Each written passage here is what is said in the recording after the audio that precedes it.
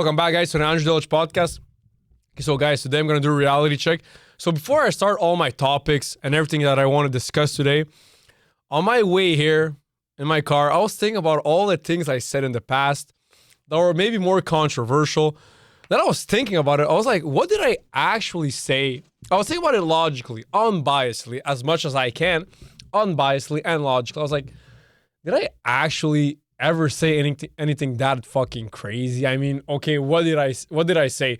Let me remember. What did I say? I used to say gay a lot, not to really talk about homosexuals, but just to use the word gay to describe something that's not masculine, right? So let's say, what did I say? Fucking, do you remember some things, Matt? All liberal. That's actually good. I like that one. I ain't gonna lie. All liberals are gay. First of all, if I'm being honest right now I'm gonna be honest. In the beginning, I was always a liberal. In my mind, I'm always a liberal. It's just now, in my opinion, liberals, or for Americans, Democrats, they're a bit too to the left. What I mean is, I don't like people who are far left liberals as much as I don't like people who are far right conservatives. I like the middle, but I feel like now in 2026, I feel like now being a liberal is fucking gay. So maybe I don't regret saying it because in 2026, it's different than in 2016, right? Or in 2006. Like if we were in 2006, I was 6 years old. So I didn't really have a fucking political opinion regarding anything. But let's say I was in 1965. I would have probably been a liberal because around that time and that decade, black people in America, they wanted civil rights. That's something that I agree. Yes, they're normal human beings just like any other race. So they deserve civil rights. So it all has to do with time. And that time, in my opinion, it made more sense to be a liberal than to be a conservative. But now, in 2026, in my opinion, being a liberal is gay. And like I said, I am a liberal. By heart, I'm a liberal. Like, by nature, by default, I'm a liberal. But now in 2026, it just fucking went crazy, in my opinion. Now it makes more sense to vote more right-leaning.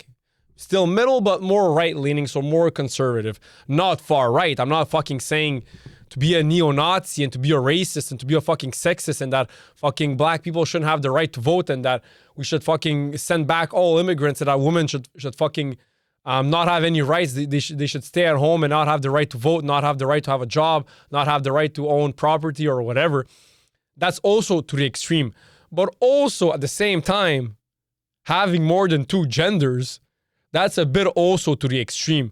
Having 156 fucking genders, that's actually also kind of fucking crazy, in my opinion, of course.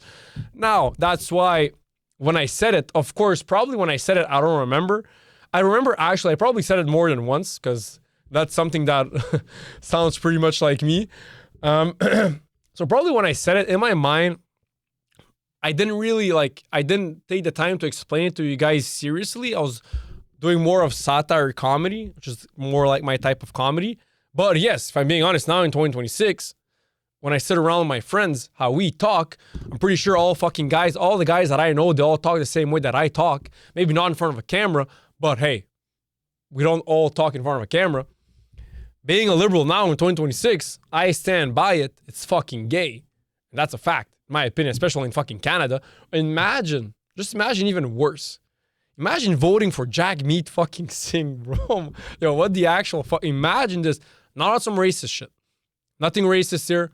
Not on some racist shit. Imagine you're a Canadian. You're born here. In 2026, especially in 2026, you vote for Jagmeet Singh?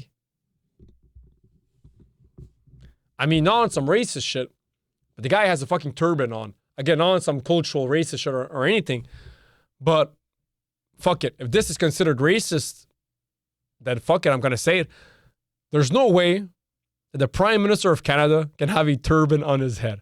I'm sorry, that's just fucking crazy. The same way that no white man will ever be the president in India. Never, ever. Why? Because Indians will never, ever vote for a white man to be their president. Why?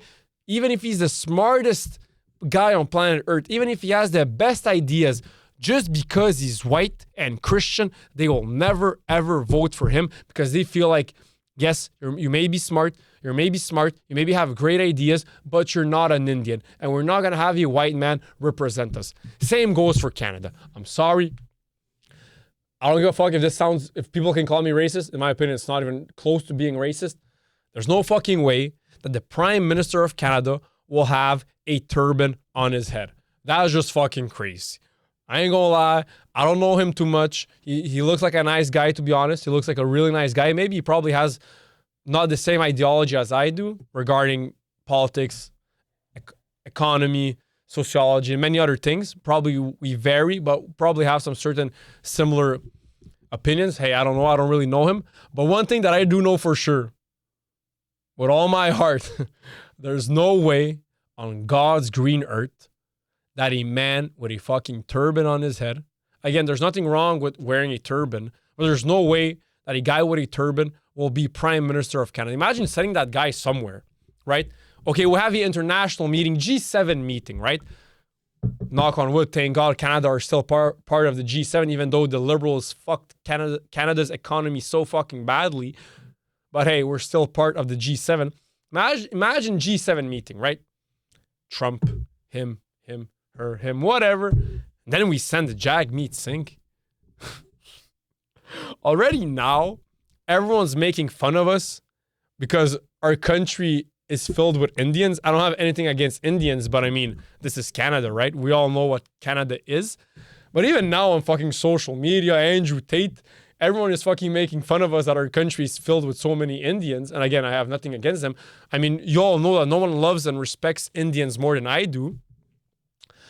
But that's not Canada. I ain't gonna lie, that's not Canada. And in my opinion, if ever Canada goes below 75% of white Christians, that's not Canada anymore. That's not Canada. I'm sorry to say it. That's something else. Some people can say, yeah, but that's racist. Canada, we're multicultural, we're this, we're that. Maybe, but we remain Canada. In Canada, it's white Christians. That's what it is. Now, I'm not saying anything against immigrants. Sure, why not have immigrants? But I mean, what's the logic of having a country that has, let's say, roughly 40 million people in it, and then we bring, now I'm just using words just to make an example. I'm just going to use hyperbole to make an example. We bring 10 million Indians. First generation immigrants who were born in India, raised in India, and they come here at the age of 30. We bring 10 million of them whilst we have a population of only 40 million. You're telling me that's not going to change Canada's scene? You're telling me that's not going to change Canada's identity, Canada's way of life, Canada's culture, Canada's politics? It is going to have a fucking influence. And it's just logical. It's like mathematics. It's like 1 + 1 = 2. There's nothing wrong there. It's a fact. There's nothing wrong with countries, especially white countries, wanting to preserve their culture, their identity, and their way of life. Just as much as India has the right, and I respect them for it, just as much as any country in Africa, any country in South America, any country in Central America, any country in Europe, any country in Asia, any country in the Pacific Islander countries.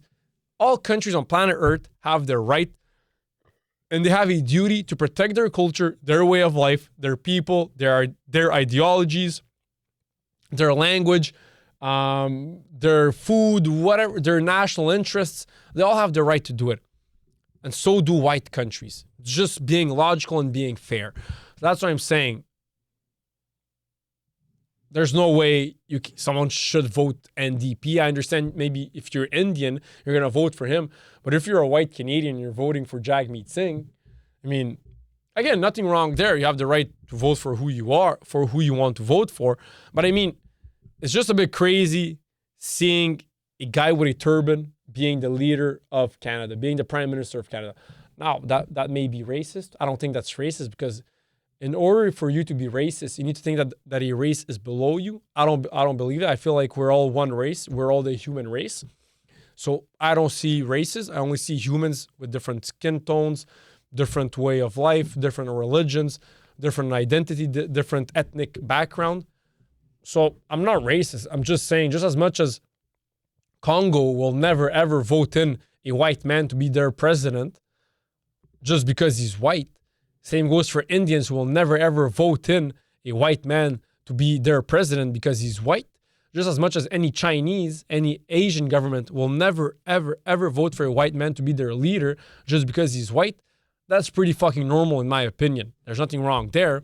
It's just, it is what it is. How are you going to be white Canadian and be the leader of India and its people? Like, I mean, come on, even if you're smart, yes, I understand that. You're smart. You have really great ideas, but we remain human. We remain visual. We want someone who we feel represents us, and we want someone to lead us who we feel is a part of our culture and our identity and our way of life. Now, of course, skin tone doesn't necessarily mean that someone isn't part of the same culture as you. I mean, if someone is born in Canada and he's let's say he's black, he's born here, he's raised here, then of course he's gonna have close ties to a guy who's white and born here because they're both born here, they're both raised here, so they're both Canadian, right? That's a fact.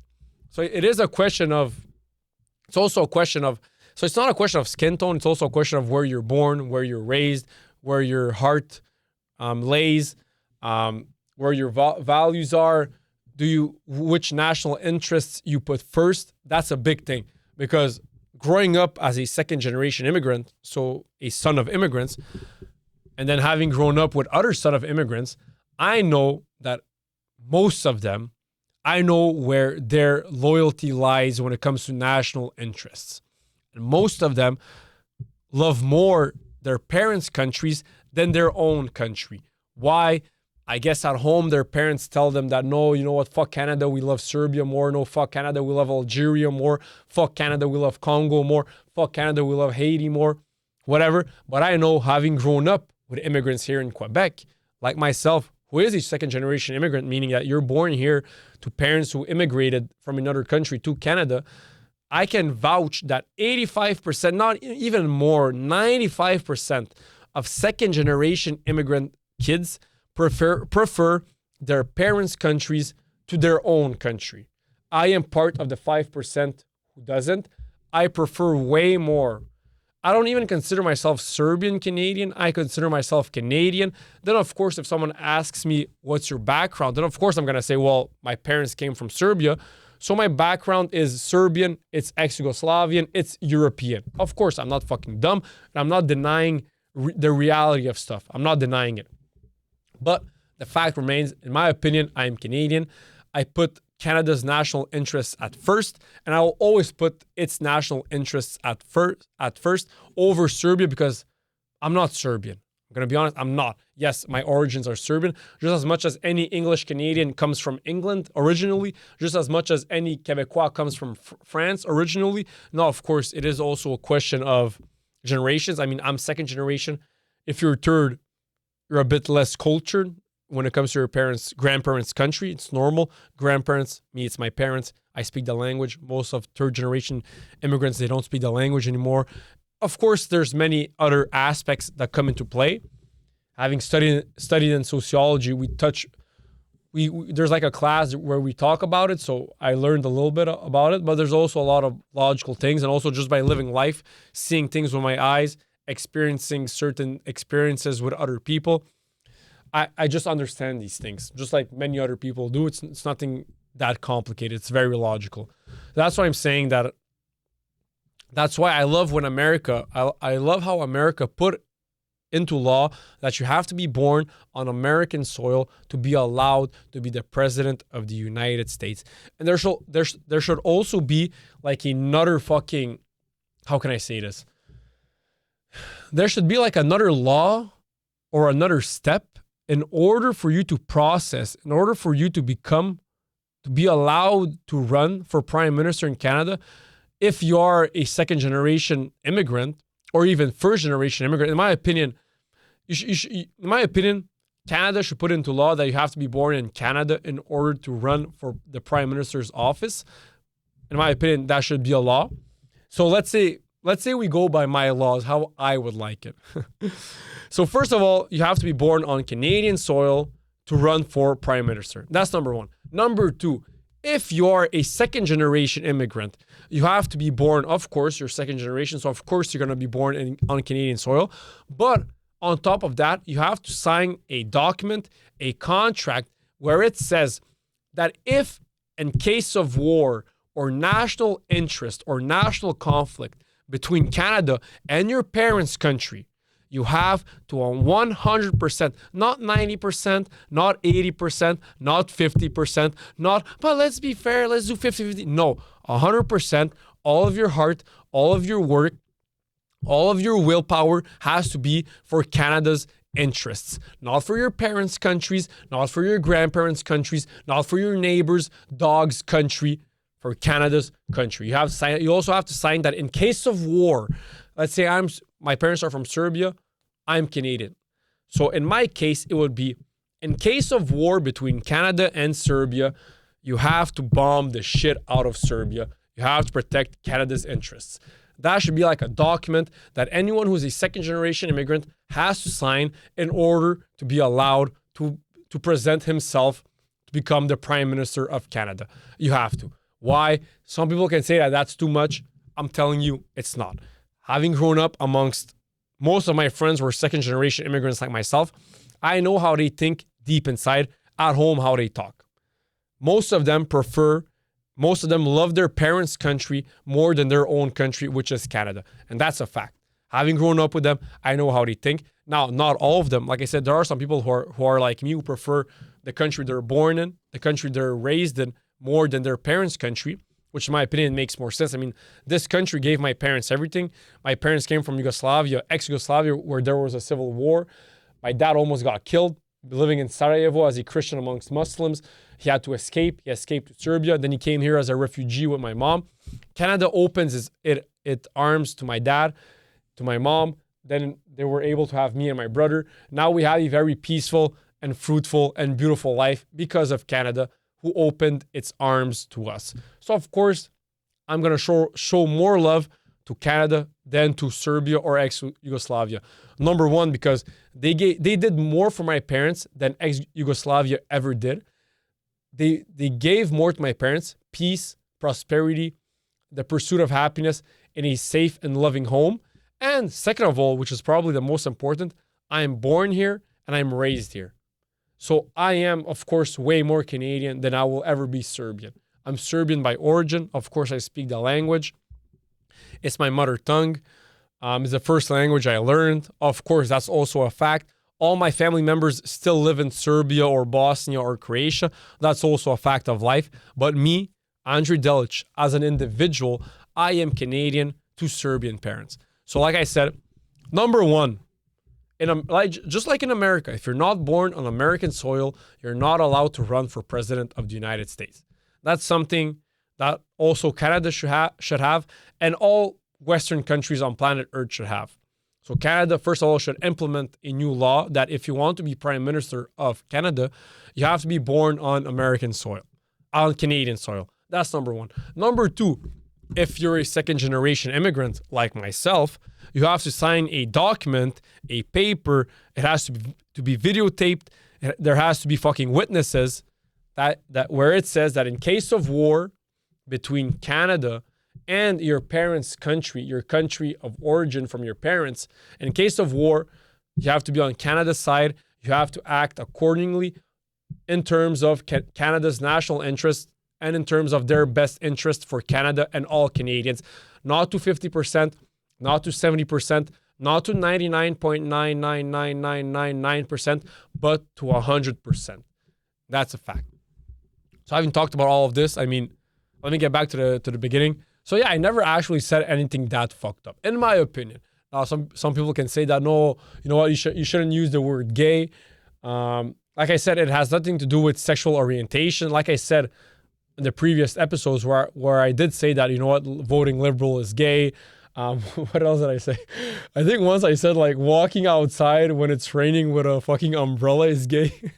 That was actually kind of funny, but it's not gay, but you know what I mean? It's like, I don't know. It's like feminized, I guess. I don't know.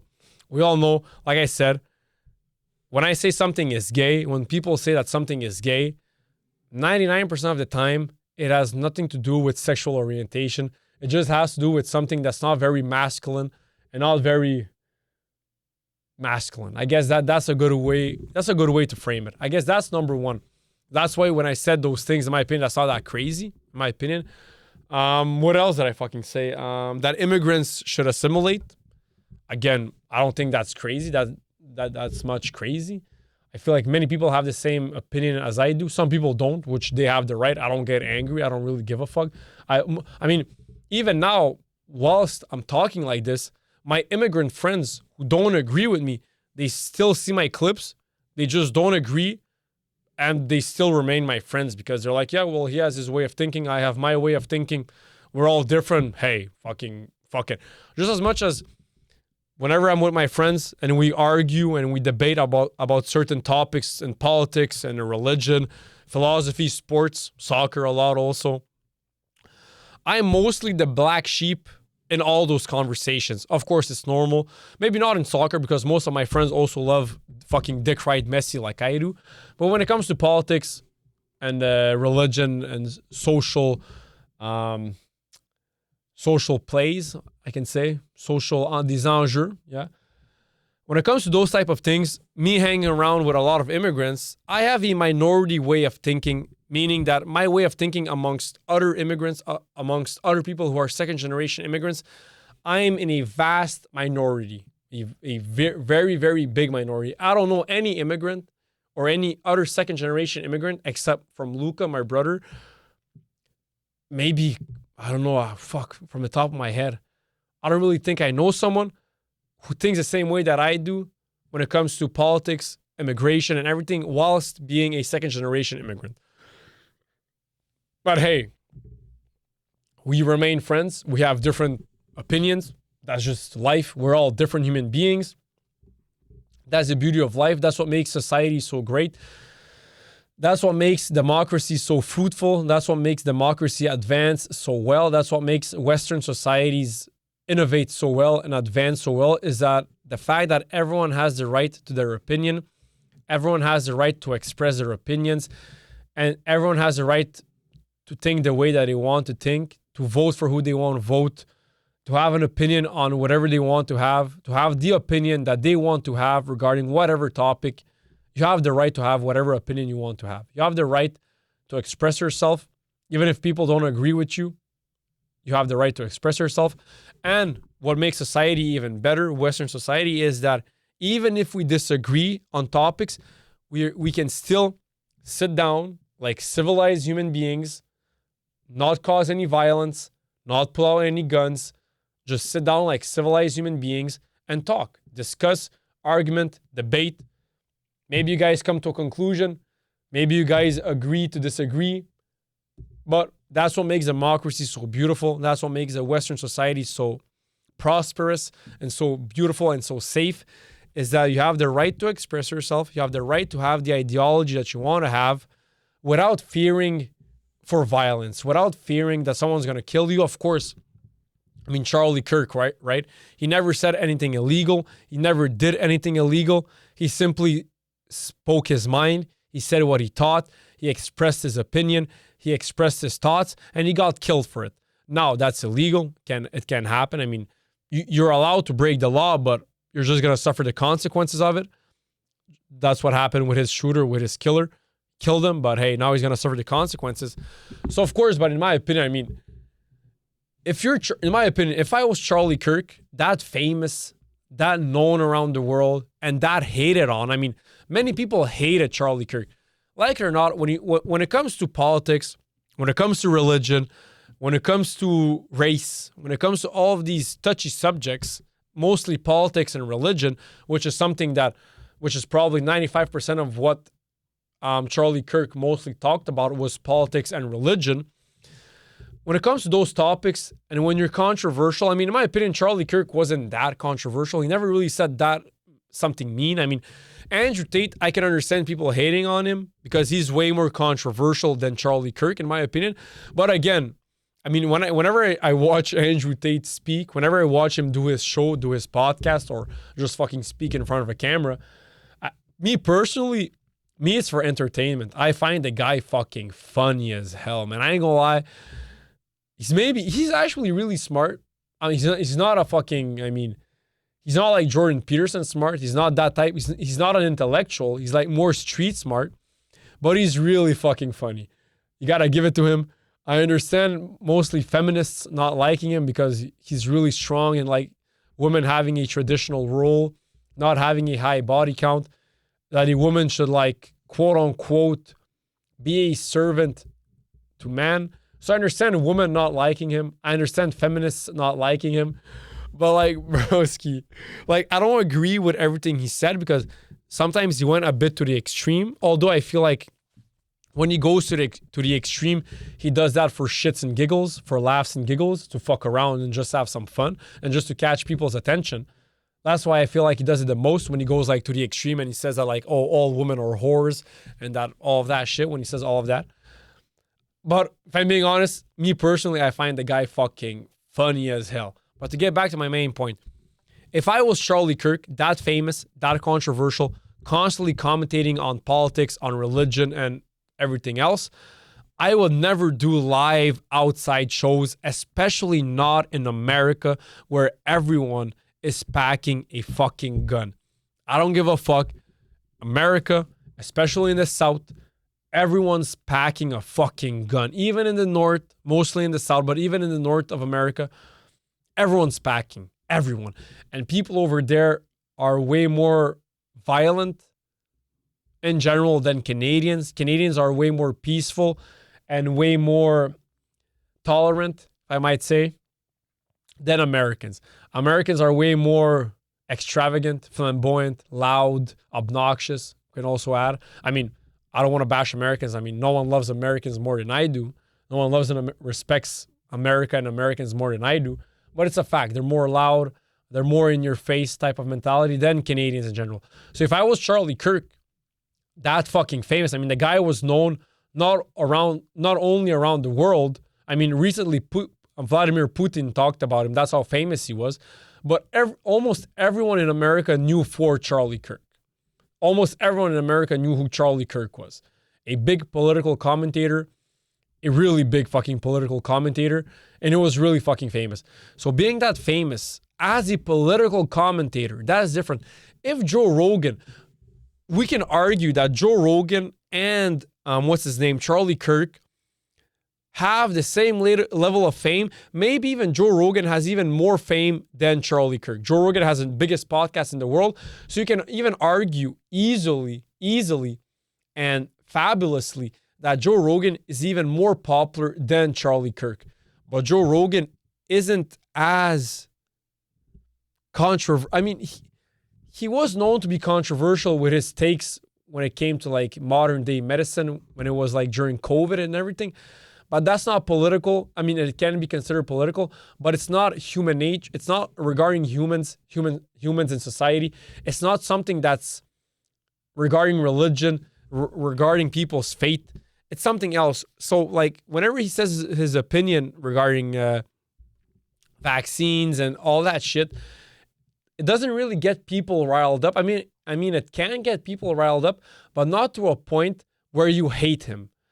But when someone like Charlie Kirk says that, let's say, Islam isn't compatible with the West because their prophet Muhammad was a pedophile who was married to a 9-year-old, this and that, I see how that can rile up a lot of Muslims and then them having hate because of what he said towards Charlie Kirk. That I understand, and that is like more logical, in my opinion, for someone to hate Charlie Kirk than someone to hate Joe Rogan, because Joe Rogan isn't as controversial and isn't as big as a commentator as Charlie Kirk.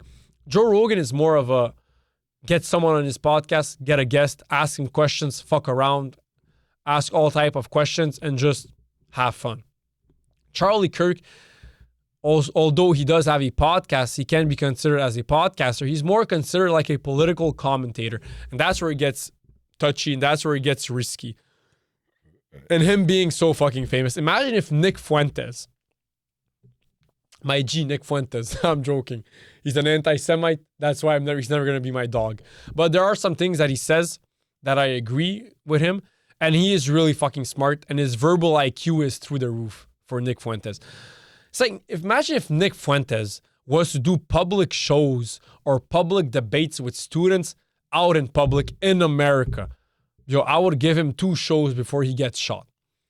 2 shows at a minimum, because Nick Fuentes, who is also a political commentator like Charlie Kirk, but the difference between him and Charlie Kirk is that as much as Charlie Kirk is controversial, Nick Fuentes is 20 times more controversial than Charlie Kirk. And like, he says the N-word. I mean, there's clips of him where he says that like all blacks should be imprisoned, women should shut the fuck up and go back to the kitchen. Jews control the world. Jews are a cancer to society. Muslims shouldn't be here in this Western society. So like, I don't know if he's being serious or if he's abusing a little bit, but at the end of the day, he is going in front of a camera and he is saying those things, and those things are getting clipped and thrown out into the world, onto social media for everyone to see. So he's way more controversial than Charlie Kirk. So if I was Nick Fuentes, if I was Charlie Kirk, I would have never, ever, ever done a live show amongst thousands of people in America. Why?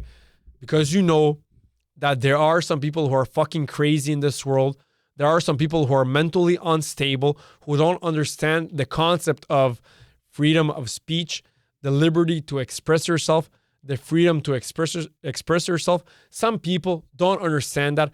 And some people, instead of just sitting down with you, having a conversation with you, trying to debate with you, and just understanding and accepting the fact that we're not all the same, we all have different opinions regarding many different topics, that's okay. There's nothing wrong there. We're all human beings and we all have the right to have different opinions regarding different topics.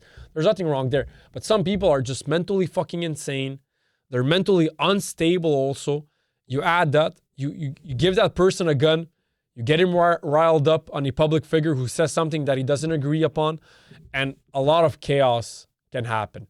So that's why if I was Charlie Kirk, that famous, as a political commentator, not only as a podcaster like Joe Rogan, who simply brings someone on his podcast, talks politics, but doesn't really have any, like has some controversial takes, but not that controversial like Andrew Tate, like Charlie Kirk, like Nick Fuentes, way less controversial, and just more like a interviewer / podcaster who talks about like fucking doing shrooms and fucking UFC, whatever. So he's way less controversial. But even if I was Joe Rogan, I mean, Joe Rogan never did a live podcast. He never did a live Q&A with a university crowd. He never did it. And he has the biggest fucking podcast in the world. He's fucking making like probably close to $400 million a year only with his podcast. So he doesn't need that. But Charlie Kirk, his type of content was a bit different. He strived upon arguing and debating with university students who are considered to be higher intellectuals, because that's considered higher studies, university. So that was his more his type of content. But he became so fucking popular. Everyone in America knows about him, rest in peace. And as much as many people loved him, many people fucking hated Charlie Kirk. A lot of people fucking not only hated Charlie Kirk, but despised him. And I'm pretty sure that he knew that. So, I mean, he did have security, but I mean, if someone was able to kill John F. Kennedy, the president of the United States, of course, accidents here and there. Someone tried to kill Ronald Reagan, didn't happen. Someone tried to kill Donald Trump, didn't happen. But it came so fucking close because, let's not forget, the president of the United States, as much as Charlie Kirk, as many security guards as he had, as much security as he had, he never had as much security as the president of the United States. John F. Kennedy had way more security than Charlie Kirk.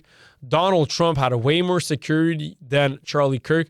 So did Ronald Reagan, and people still got a shot at him. The person who shot Donald Trump was a random person just a fucking random guy. The person who killed Charlie Kirk was a random transgender. The person who shot Ronald Reagan was also a random person. So as big as their security teams can be, they still remain imperfect. They can still make mistakes, and they remain human. So there's going to be mistakes. So of course, if I was Charlie Kirk, once I became that big, I would only do live shows in front of a camera. Maybe on YouTube, I'll do a live podcast, or I would just post videos. I wouldn't go out in public like he did, being a political commentator like him, especially being a right-wing political commentator like him, and just being so controversial as he was. I would do like Nick Fuentes. Nick Fuentes knows that he's fucking controversial. That's why he doesn't do live episodes, live podcasts, public speaking tours in public, because he knows that, yes, he's not doing anything illegal. He's simply expressing himself, expressing his thoughts and his opinions regarding certain topics. But he understands and he knows that there are some people who are mentally unstable, who are mentally sick, if I might add, and who are going to try and kill him. And once that person killed you, I mean, yes, he's gonna go to jail, he's gonna get caught, he fucked up his life, but you're dead, bro. I mean, what did you win? You actually lost more than the person who's going to jail. Yes, he's gonna go to jail. He's gonna get 25 years. He's gonna get life in prison, which is like 25 years. He's gonna be out in like 10 years. So he's gonna do 10 years in jail. I mean, it's a lot, but you just lost your fucking life, man. It's not fucking worth it. There's a huge fucking difference. Of course, our judicial system not being based on eye for eye, tooth for a tooth. It's based on justice. So that's why they're not going to kill him. They're not going to give him the death penalty, although some states do have the death penalty. But they're not going to give him the death penalty. They're going to give him life in jail, which is 25 years. And then if you have good conduct, you're going to be out in like 15 years, 10, 15 years. So yeah, he's going to do 10, 15 years, but you just lost your fucking life, man. Is it worth it? In my opinion, it's not worth it. And Charlie Kirk, if we're being honest, he was a millionaire. He had a loving wife, loving children, very successful, high social status, very good network of friends. He was friends with Donald J. Trump, friends with J.D. Vance, friends with very influential and very powerful and very rich people in America. And he was also himself very successful, very rich, a very high social status, a very accomplished and competent and influential human being in the world, and especially in American society and American politics. So being Charlie Kirkman, I wouldn't take that risk. So this all came from me talking about, whilst driving here, I was thinking about all the things that I said that was like considered controversial. And in my opinion, I never really said anything that's controversial. When I said that immigrants should assimilate, because if they don't assimilate, that's invasion, I still stand by it. There's nothing wrong there. Saying that something is gay, saying that an action is gay, I don't think there's anything wrong there, in my opinion. Like, yeah, I understand where people are coming from, where they say that I shouldn't say the word. In my opinion, there's still nothing, it's not that fucked up. There's nothing wrong there. I explained the thing about liberals, voting liberal nowadays in 2026, how it can be considered as something that's quote unquote gay or weak. What else did I say? That women with a high body count are whores? Did I ever say that? No, what did I say? I said that a woman, I went specific. I said a woman between 1 and 5 kills is a good girl. A woman between 5 and 9 kills is a good girl who likes to have fun and who maybe has 1 or 2 regretful one-night stands. Then I said that a girl above with double-digit kills between 10 and 15 is slutty, but not a slut. Then I said a girl between 15 and 20 is a slut. Then I said a girl with 20 or more kills is a whore. I think that's what I said. I mean, do I stand by it? I mean, to a certain degree, yes. I mean, yeah, of course, when I said it, it was more for satire and just to get people riled up and just fucking get them all in their emotions. But in a way, like I said so many times on my other podcasts, I feel like, yes, body count plays a part in a woman's, let's say, market value. Not to sound too red pillish, but on her market value, like, yes. But I also said that it's not the only thing that matters in a woman. It's not the only thing. That's a fact. I mean, yes, her body count, in my opinion, matters. And in my opinion, a guy with a high body count isn't the same as a girl with a high body count. It's completely different. And it, not only that it's different, but it's completely the opposite, meaning that a girl, a woman with a high body count, that's something that's considered bad. And a man with a high body count, in general, it's something that's considered as something that is good. I still stand by it. But I also stand by the fact that body count isn't the only thing that matters. Meaning, let me give you an example. Let's say I meet the woman of my dreams. Physically, she's a woman of my dreams. Mentally, personality, everything. She's the full package. She's the woman of my dreams. I fell in love head over heels with her.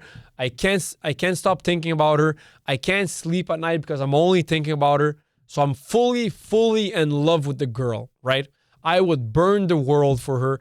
I would slay the dragon. I would climb the mountain, slay the dragon just to save her and just so I can be with her, right? Let's say I meet that girl. And then she ends up telling me that she has 25 kills. Is that going to be a deal breaker? No, if it's the love of my fucking life, just like I said, everything, physically, mentality, personality, everything. Of course, then it's not going to be a deal breaker. But let me explain to you where it does have an impact. Let's say I meet, like I said, the woman of my dreams, physically, mentally, personality, and I meet another one who is also the woman of my dreams, mentally, physically, personality, and everything. Because in my opinion, there's not only one, you don't only have one soulmate. I feel like there's many people on planet Earth that you can match with. I feel like there's many, maybe not many, but there's more than one, that's for sure. So let's say there's girl A and girl B. They're both, in my opinion, of course, and in my eyes, because beauty is in the eye of the beholder. So of course, in my opinion, they're both the same level of attractiveness, the same personality, the same intelligence, the same mentality. They're both the same in every aspect. For me, what I consider to be a perfect woman, a perfect wife for me. One has a body count of 2. The other one has a body count of 25. But everything else, they're the same. Physical attributes, physical attractiveness, mentality, intelligence, personality, everything. I'm going to take woman A who has only 2 body kills, who only has 2 kills. Why? Because I prefer, if I have the choice, I'll prefer for my future wife, for my future soul partner, to not have to not have slept with 25 guys. Although it's not the only thing, like I said. So in that scenario, I would choose the woman with a lower body count. So the same level and everything, but when it comes to body counts, she has a lower one. So I'm going to choose her because they're the same in everything, but in body count, she has way lower. So I'm going to choose her. But to contradict what I said to a certain degree, let me give you another example. Woman A has everything that I like, right? So she's perfect. Physically, she's perfect, in my opinion. Mentally, she has a perfect mentality, perfect personality, everything, right? And she has a body count of 25. And then I have girl B, who physically, I mean, she's attractive, but she's not my ideal woman physically. She's smart, but she's not ideally the woman, the type of personality that I like in women. She has a good mentality, but she doesn't have the perfect, something that I consider to be the perfect mentality for a woman. And she has a body count of 1. I'm going to choose woman A with a body count of 25, but in everything else, she's perfect in my opinion. So I'm going to choose girl number A. And I didn't go in the extremes. I simply said a girl that's perfect in my opinion. No one is perfect, but in my opinion, physically, mentality, personality, she's perfect, but she has a body count of 25. Then a girl with who's not ugly, but is less attractive than this girl, in my opinion, is less smart, has a less good personality, in my opinion, for me. So everything is a bit less than her. And plus, she only has 1 kill. I'm still going to choose a girl with 25 kills, but everything else, she's perfect for me. So that's what I mean, that body count, in my opinion, plays a part, and it's different between men and women, in my opinion. And that's where it plays a part. But that's also what I mean when I say that it's not the only thing that matters on planet Earth. And that's a fact. It's not the only thing that matters when it comes between man and woman relationships. There's many other things, but it does play a part, right? It does play a part. It's like a girl saying that it's like a really good girl. She's really nice, really good. She likes reading books. She's a really nice, beautiful girl, romantic, and she says that she doesn't care about money. She deeply doesn't care how much a guy makes. Like deeply, she truly doesn't care. But if she has a choice between guy number 1, who's perfect for her in every aspect, plus he makes $200,000 a year, and there's guy number B who has everything perfect, just like guy number A, guy number one. Guy number two has everything else just like guy number one. But instead of making $200,000 a year, he's going to make 60,000, 50,000, let's say average, which is Canadian average, like 50,000, I guess. He makes $50,000 a year. That girl, who's a really nice girl, a really respectful girl, a really beautiful girl. She likes reading books. She likes poetry. She's a really romantic girl, right? She's still going to choose guy number one because they're the same, even though she doesn't care how much a guy makes. But hey, they're the same.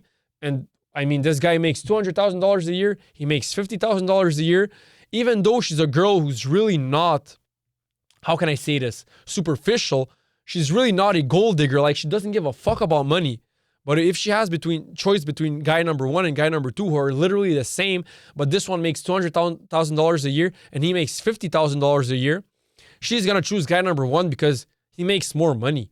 But at the beginning, at the nature of it, she doesn't care about money. She's not a gold digger. She's not superficial. But, I mean, it's still better making $200,000 a year than making $50,000 a year.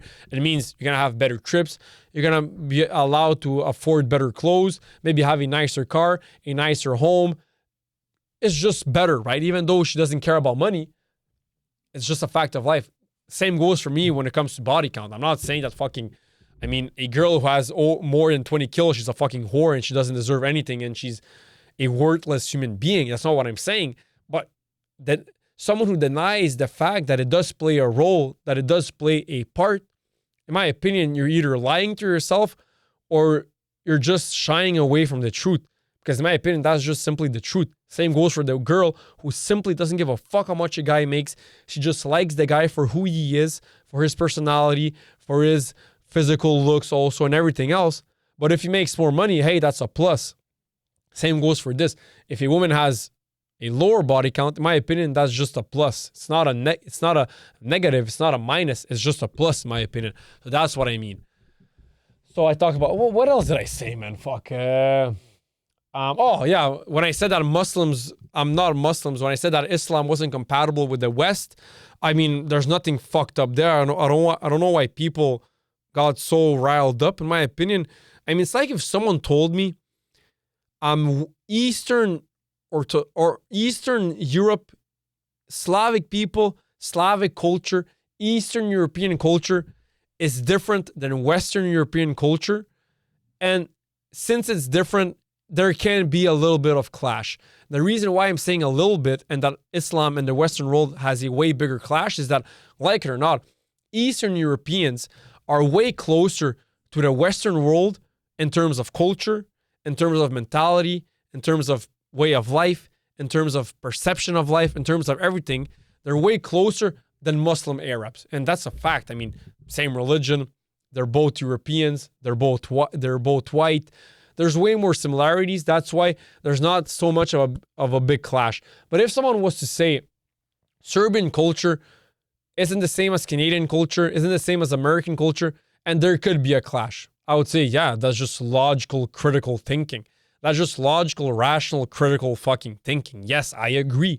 Even though my parents are Serbian, even though all my family members still live in Serbia, even though on paper I am considered to be a Serbian Canadian, I still agree to that fact because that's a fucking fact. There's nothing wrong there. It's just a fact of life.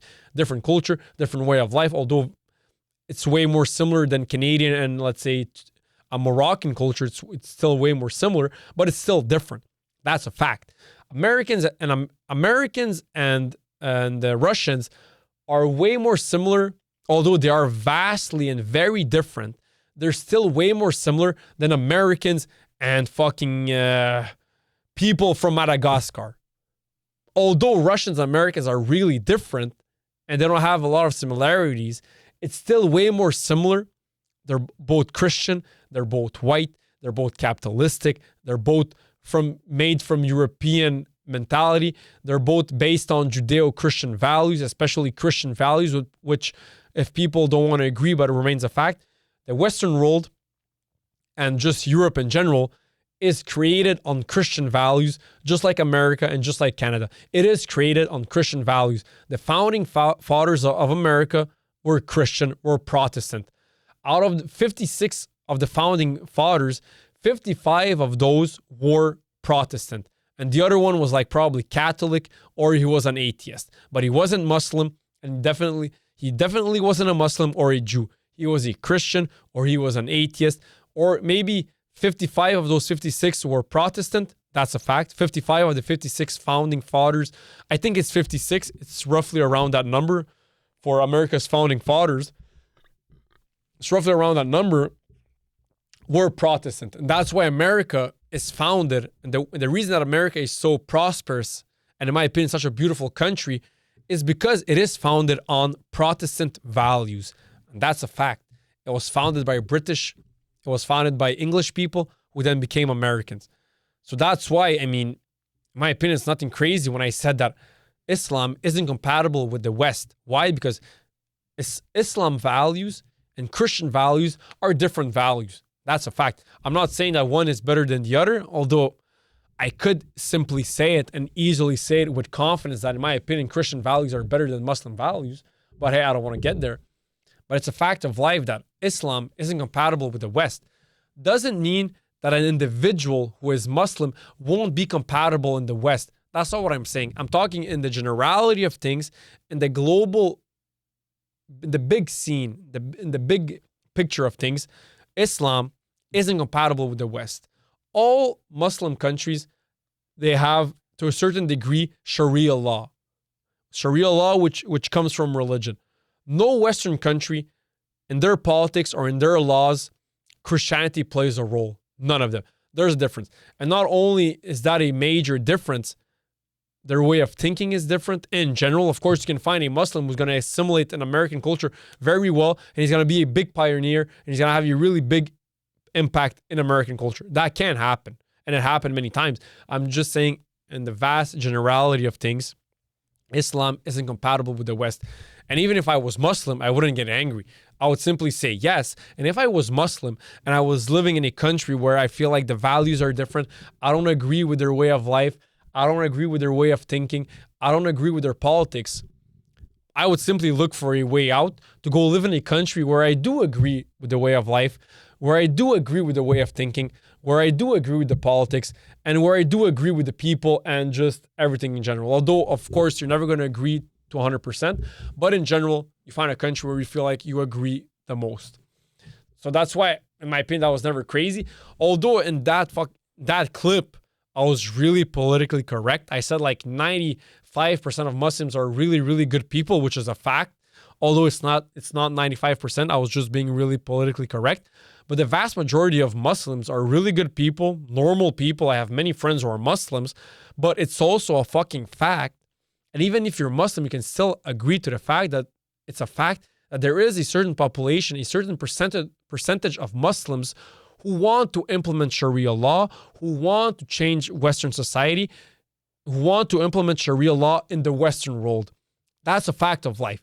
That's a fucking fact. If you're a Muslim and you can't agree, you can't accept, and you can't be vocal about it, then you're just lying to yourself, or deep down, you know that what I'm saying is the truth, but since you're a Muslim, you don't want to maybe break your parents' hearts or your friends' hearts or whatever, so you're not going to agree with me. But it's a fact. And if you don't want to take my word for it, CIA, the FBI, the CIA, MI6, IDF, all the biggest intelligence agencies in the world, they all came to the same conclusion. The same fucking conclusion. That 25 to 30% of Muslims are radical Muslims who want to implement Sharia law and who are quote unquote Islamists and radical Muslims. So it wasn't 5% like I said. And even when I said 5%, people said like, oh my God, you went crazy. It's more like 1%. You know what? When I said 5%, when I said it deep down, I knew that I was being politically correct, because I was like, okay, you know what? I still have some Muslim friends, so let me not be too mean. But if we're being honest right now, if we look at stats, at national stats, that don't come from biased sources, but come from the CIA, MI6, the biggest central intelligence agencies in the world, like IDF, CIA, all those intelligence agencies, they all come to the same conclusion. It's 25 to 30% of Muslims around the world who are extremists, who are radical Muslims, who are Islamists. That's a fact. So when you got angry at me for saying that it's 5%, it's actually 25 to 30. For being honest, it's 25 to 30. But still, let's not forget that 70% of those Muslims are really good people, and that all the Muslims that I know personally who came to Canada are good people. Although I feel like most of them at home, they do trash talk Canada and Canadians, call them gays and whatever. But hey, that's not that deep. It's not that big. But numbers, men lie, women lie, numbers don't, stats don't, and it's a fact of life. CIA, IDF, all these biggest central intelligence agencies in the world, they all say that 25 to 30% of Muslims are radical Muslims, want to implement Sharia law. And I mean, guys, we all have social media. We all have Instagram. We all have TikTok. We all have the same problem of constantly scrolling and watching fucking brain rot clips. And we all saw clips here and there of radical Muslims in the Western world speaking English and talking about wanting to Islamize the Western world, bring Sharia law into it, change their way of life, bringing jizya tax, which is taxing someone who isn't Muslim, or I don't even know. It's like a tax in the Muslim world that people take, that Muslims take to non-Muslims because the Muslims are protecting them in case of war or whatever. All of that shit is 25 to 30%. And like I said, we all saw clips. You know, it's a fact of life. Even if you're a Muslim, you can still agree. Like, I am a Christian, right? I'm not Catholic, but I'm a Christian. So, I mean, Catholic, Christian, Protestant, Orthodox, it's basically all the same. And I can say it for a fact that there is a 5%, and this is, I'm not saying 5% to be politically correct.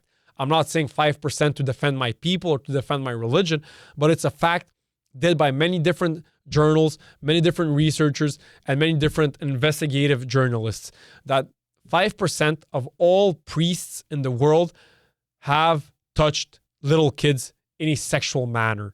5%. And that's fucking wrong. Those 5% should not only be thrown away from their job, thrown in jail, but they should be fucking publicly executed. Even though they're Christian, even if I'm a Christian, I don't give a fuck. What they did was fucking wrong. I can say it. Even though they're Christian and I'm Christian, I can still say that he did something wrong. Adolf Hitler was a Christian, right? A Protestant Christian just like myself. He's still a fucking scumbag. I don't care that he's Christian like myself. I don't care that we're both Protestant. He's still a piece of fucking shit of a human being. I can say it, right? Because it's a fact. He is a piece of shit. As much as I defended Jews and as much as I respect them for everything that they did and innovated, Jeffrey Epstein remains a piece of shit. And he was Jewish. Hey, yes, he's a Jew. He was a Jew, but he remains a piece of shit. That's what I mean. I'm capable of going against my own people, quote unquote, when they do something wrong. I'm not afraid to call it out when they do something wrong. Like Jeffrey Epstein, I'm not Jewish, but for people who think that I'm like this Jew lover, I'm just more, I respect them a lot because they did suffer a lot and they still suffer a lot. And they're one of the most intelligent, like they have the highest IQ in the world, people from Israel. So I respect them a lot as a group in general. But I'm capable of calling someone a piece of shit when he is a piece of shit, regardless of his skin tone, regardless of his religion, regardless of his political affiliations, regardless of anything. I'm capable of saying it. Because it's a fact. Donald Trump, as much as now I agree with his politics, he still remains not the best human being. When he was a businessman, he ripped off, he screwed a lot of people over. He owes a lot of money to a lot of people. He never paid them. Working class people, he screwed over a lot of working class people. I don't agree with it. That's a fucking dickhead move from him. I'm capable of saying it. And he's white like me. He's a Christian like me. He's a Protestant like me. We have many same opinions regarding politics that we agree upon, but I'm still capable of calling him a piece of shit in certain topics, which he is. It's a fact. Same goes for everything. Just like those priests, those Catholic priests who did touch kids or who did molest kids, they're pieces of shit for human beings. Even though they're Christian Christians, I don't give a fuck. They're a piece of shit. They're the scum of the earth, and they should be publicly executed. I'm capable of saying it. But I feel like Muslims who are really good, they still are not capable of calling other Muslims who are pieces of shit to be able to call them pieces of shit, just like I did with these Catholic priests. I don't know why. Maybe because they're too sensitive about their religion and just everything else. I don't know. But I'm capable of doing it because at the end of the day, we're all human beings. And at the end of the day, the thing that I like the most is when someone is nice. I don't care about his skin tone. I don't care about his political affiliations. I don't care what religion he is. If he's a good person, if he's a good person with good values, I'm going to like him. That's why I have many friends who are black. I have many friends who are Arabs. I have many friends who are Latinos. I have many friends who are white.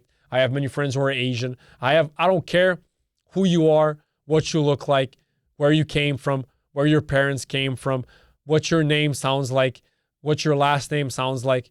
If you're a good and decent human being, which I feel like most of human beings on planet Earth are, I'm going to be your friend. I'm going to vibe with you. I'm going to respect you. And I'm going to like you. That's just how I am. I don't really care. Like I said, I have many friends who aren't Serbians, who I am closer with them and who I love and respect more than some people who are Serbian. Just because he's Serbian doesn't mean he's going to be my friend. That's also one thing that I disagree with, is that just being friends with someone because you guys come from the same country, I find pretty dumb. It's different if you find pretty common grounds on certain topics. Then that's different because you come from the same country. So there's more chances of you guys having certain interests. Like, let's say both of us come from Serbia. So there's more chances of us liking soccer than me and a Quebecois who likes more hockey. You get the example that I'm trying to say right now. You get what I'm trying to say. That's what I mean. But at the end of the day, just because someone is Serbian Canadian like myself, doesn't mean he's going to be my friend. It has nothing to do with it. I have to see how he is. I have to see his way of thinking, how he is as a person, and do I fuck with his vibe and with his way of life, and with his personality and with how he is? Do I simply vibe and fuck with him? If I do, he's my friend. If I don't, he's not my friend. Even if he's Serbian, even if he's white, even if he's Christian, even if he's tall like me, even if he has long hair, even if he fucking likes Messi. If I don't vibe with him, if I don't fuck with him, he's not my friend. He can be the complete opposite of me. One of my really good friends, one of my childhood friends, he's an Arab, he's Muslim, he loves Ronaldo, hates Messi, and he's one of my very, very good friends. Why? Because him as a person, I fucking love him and I respect him and I fucking vibe with him and I fuck with him. That's why he's my friend. I'm talking about in the grand generality of things. So guys, let's finish it off right there. That was it for this episode. Peace out.